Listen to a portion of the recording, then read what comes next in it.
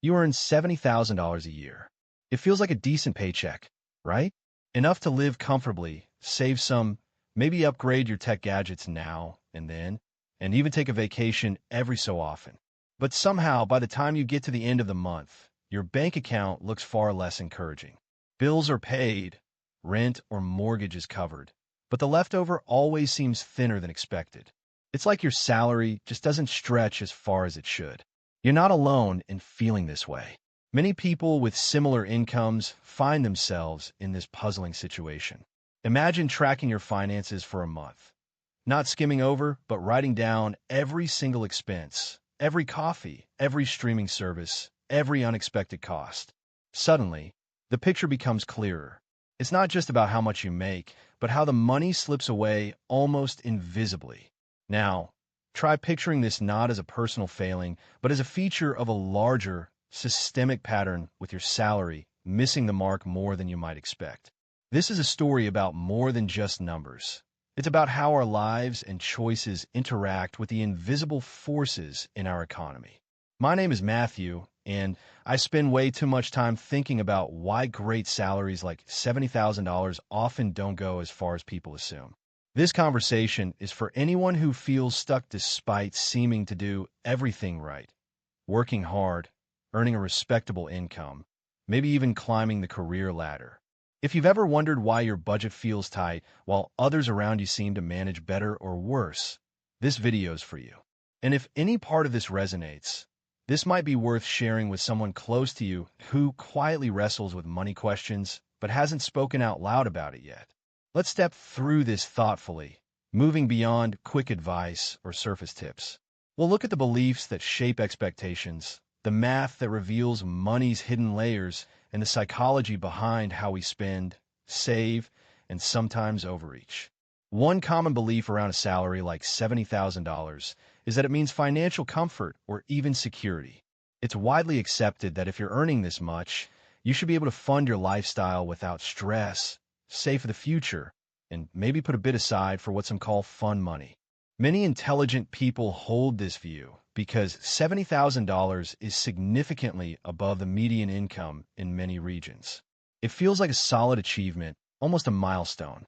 Banks, employers, and even self-help books often treat this figure as a threshold of financial health. Emotionally, this belief is comforting. It offers relief from worry and a sense of status. When you say your salary is $70,000, nods of approval often follow. People compare upward and downward. Some struggle on less, some thrive with more. It provides a social shortcut to gauge success. But that comfort sometimes blinds us. We don't stop to ask if that salary actually covers what we need when prices rise or unexpected costs appear. It's the busy life effect. We earn good money, spend it, and assume everything will balance out. Doing the math reveals a different story. Let's start slow. Picture a take-home pay of about $4,000 a month after taxes and deductions. That's a rough estimate, but it's close for many. Now, add up your big fixed expenses. Rent or mortgage might be about $1,200. Utilities and internet easily add another $300. Groceries, typically around $400, can vary but serves as a base. Health insurance premiums and out-of-pocket costs often cost around $200 monthly. Transportation, whether public transit or fuel and maintenance for a car, could be $300. Just from essential living costs, we're looking at roughly $2,400 a month. That leaves about $1,600 in discretionary spending. Yet, remember other regular expenses. Phones and subscriptions might be $150. Entertainment, dining out, and hobbies can easily add up to $400 a month. This includes occasional splurges or social outings. Then there are smaller, unmapped costs, clothing, haircuts, gifts, and donations. That could be another $100. Emergency or irregular expenses, like car repairs or medical visits not covered by insurance, creep up unexpectedly. These discretionary expenses consume nearly the remaining $1,600 or more, leaving little room for saving or investing. If you have student loans or other debts, add those payments, which further tighten the budget.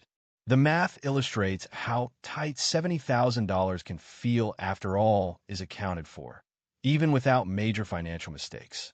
Thinking about this from another angle, consider inflation and opportunity cost. Inflation runs quietly in the background, eroding purchasing power every year. For instance, if inflation averages around 4% yearly, a basket of goods and services costing $4,000 today will be about $4,160 next year. Over 5 years, that increase accelerates.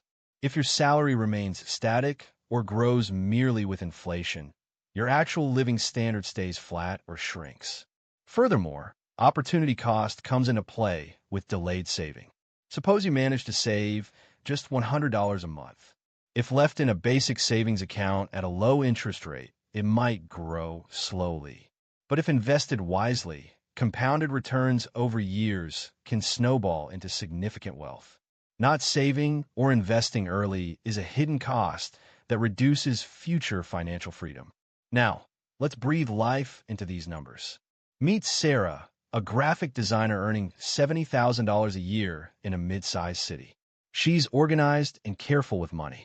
Each month, she budgets meticulously, allocating funds to essentials, paying off a modest car loan, and trying to set a little aside. However, lifestyle upgrades creep in. A new phone every 2 years, a streaming service added here, a weekend getaway there. She works overtime occasionally, but those hours vanish into trips and upgraded comforts rather than actual savings. Despite intentions, Sarah has no emergency fund and minimal retirement savings. Where a car needed a brake job unexpectedly, she leaned on her credit card. Sarah's situation showcases everyday realities that numbers or advice often overlook. The slow buildup of decisions and unavoidable expenses. Some viewers might object and say, but 70,000 is a good salary. Shouldn't I feel secure? Maybe I'm just bad at budgeting or spending too much. That's a natural reaction. However, consider this. The problem is rarely personal failure. Instead, it's systemic. Wages don't always keep pace with costs. Housing markets inflate in many areas far faster than incomes. Social pressures normalize spending attitudes. Financial products often encourage debt or consume money through fees. The challenge reflects broader economic and social forces shaping everyday lives. Taking a step back, we can recognize this pattern is not unique to one salary band or region. It occurs in different forms across middle-income households worldwide. When people earn enough but still feel financially strained, it points toward a structural issue. This isn't about laziness or poor choices, but about how money systems, markets, and living costs interact invisibly. Now, a couple of questions for reflection. If you feel your salary doesn't cover enough, what parts of your spending feel like needs versus habits? How do social comparisons affect your choices financially and emotionally? When you imagine your financial future, what feels realistic, and where might optimism or anxiety cloud that picture? These questions don't offer immediate fixes, but encourage deeper understanding of your personal finance landscape. Reframing the notion of a $70,000 salary helps. Instead of viewing it as enough automatically, see it as a starting point, where financial success depends on multiple factors like cost of living, saving culture, and economic conditions. This avoids blame and opens a path toward informed planning. Think of your income like a cooking recipe. A famous dish requires high-quality ingredients, but also precise timing, seasoning, and cooking technique for success. The salary is just one ingredient in a financial recipe. How you allocate spending, save, invest, and adjust to economic realities are equally important steps. Even with the best ingredients, overlooking one step can ruin the dish. Financial health works similarly. It demands attention to detail and adaptation beyond raw numbers. Another useful analogy comes from traffic. Imagine your financial life as a commute. A decent salary is like starting on a main highway, but traffic, detours, and stoplights represent everyday obstacles. Unexpected expenses, inflation, fees, social pressures.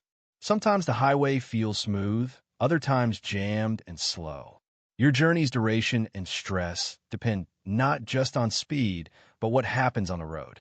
No one blames the driver entirely if external issues slow progress. Similarly, your paycheck is the starting point, but the economic and personal factors on your financial route shape the overall outcome. Let's recap what we've explored, not as a checklist, but as a conversation among friends. $70,000 is often seen as comfortably middle class, yet when you peel back the layers, it doesn't always go as far as the surface suggests. Emotional comfort with this salary is understandable because numbers can mislead and social comparisons depend on narratives not fully grounded in cost realities. The math demonstrates how fixed and discretionary expenses consume nearly all take-home pay, leaving minimal room for saving or growth. Inflation and opportunity costs quietly erode the actual purchasing power and future wealth accumulation. Stories like Sarah's show that even good intentions and hard work meet systemic barriers. Recognizing these patterns as structural rather than personal reframes expectations and encourages thoughtful reflection.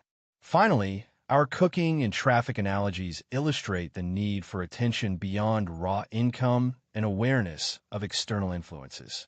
This conversation isn't about blame or discouragement. It's about understanding why earning $70,000 sometimes feels harder than it should and what that reveals about broader economic forces. It's a trap middle-class families fall into without noticing, caught between earning enough to feel comfortable but facing expenses and pressures that slowly erode that comfort. Recognizing this is a relief, not a failure. If you found this worthwhile, sharing it gently might help someone else who is quietly navigating similar challenges.